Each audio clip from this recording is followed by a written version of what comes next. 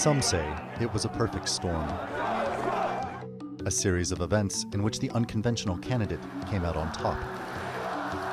But a deciding factor was anger amongst middle-class America that Donald Trump harnessed in his rise to power. It's a rigged, crooked system that's designed so that the bosses can pick whoever they want and that people like me can't run and can't defend you against foreign nonsense. Hillary Clinton was weakened by a hard-fought Democratic primary with Bernie Sanders, a self-described Democratic socialist who managed to mobilize the youth vote. And in the end, Clinton couldn't distance herself from political insiders many see as inherently corrupt. Both Trump and Sanders were viewed as anti-establishment candidates, on different sides of the political spectrum, but they had that in common. I think there's a great deal of anger out there.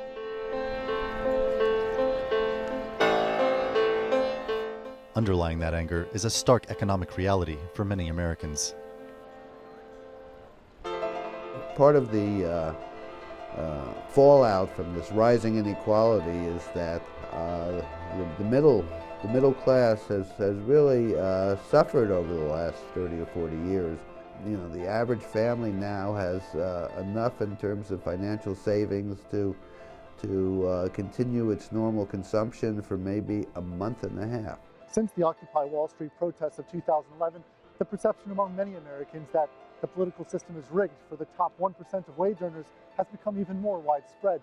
And while Donald Trump has promised to be an agent of change and, quote, drain the swamp, critics say that his cabinet choices indicate that the revolving door between Washington and Wall Street hasn't lost momentum.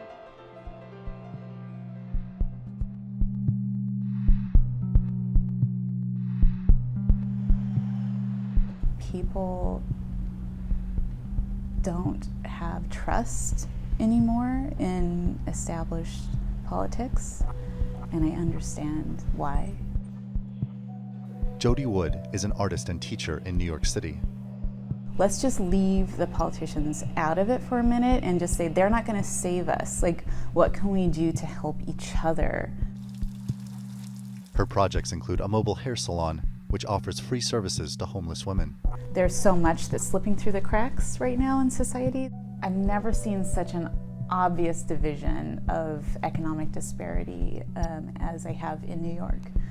There's just so many worlds in separate orbits here that never collide. That disconnect was widely seen as the reason for one of the most stunning features of the election, the political dispossession of the Democratic Party by many working-class Americans. That I think there needs to be a profound change in the way the Democratic Party does business. It is not good enough to have a liberal elite. I come from the white working class, and I am deeply humiliated that the Democratic Party cannot talk to the people from where I came from. You know, unless we can democratize the political process, I don't think we're going to be able to help the middle class regain its stature and its living standards. This election exposed a growing call not only for radical reform of the economy, but of America's political system itself. The question now is whether America's change candidate will follow through on his promises as president. And Randolph Nogle joins us now from New York. Randy? Well, thanks, Imran. As we mentioned in the piece there, a core constituency of the anti-establishment politics has been the youth vote. Now, many of those youth voters were Bernie Sanders supporters.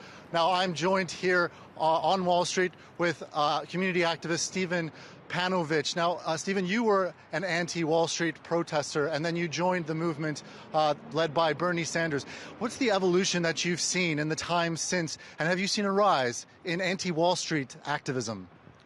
Yeah, I mean, I think what happened initially was that, you know, the Occupy Wall Street movement sort of was like a body without a head, and that's sort of why it dissipated so quickly. But then once the Sanders campaign sort of came around, it kind of not only pulled the people from the Occupy movement together, but also brought in a whole new slew of voters and citizens in terms of finding out about the information is in terms of just the wealth inequality and the problems that have been happening because of Wall Street. So.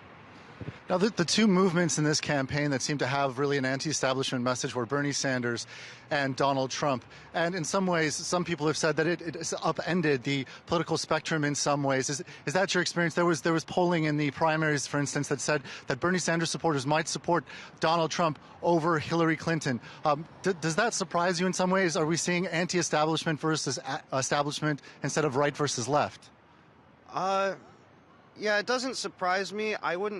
I would say that the more informed Sanders supporter probably wouldn't go for Donald Trump, but I can see why Trump supporters voted for Trump, and as opposed to somebody like Jeb Bush. The sort of more anti-establishment conservatives want smaller government, whereas the anti-establishment left wants less corporate influence, less money in politics, and less wealth inequality. So sort of the same, two sides of the same coin. And finally, where does the anti-Wall Street movement go from here? Is there an unbridgeable divide between the Democratic Party and the anti-Wall Street movement? I know that, for instance, there's a big rally on the 19th in front of Trump Tower. One of the criticisms of the Wall Street movement was that they weren't, or the anti-Wall Street movement was that they weren't cohesive enough. Going forward, is the anti-Wall Street movement looking cohesive? I think so, and I think that's due in large part to Bernie Sanders. I think that, and also I think under a Trump administration, the United States, as well as the rest of the world with global capitalism, may only get worse instead of get better. It may exacerbate wealth inequality and the wealth gap throughout, not only throughout the country but throughout the world. But I think that it's really galvanized the American public in a way that, along with some of the progressive leaders like Bernie Sanders and Elizabeth Warren, in order to, get, I think the Democratic Party is going to have to be wrested from the hands of the establishment and given to more working class, people to run for elected office. So I don't know. We'll see if that happens, but it's that's sort of the general consensus, at least among activists, is, and a lot of people that are very unhappy about the Trump administration coming in. That I think we're going to see a big change in the Democratic Party, hopefully towards a more egalitarian, working class, set of principles. So hopefully that will happen.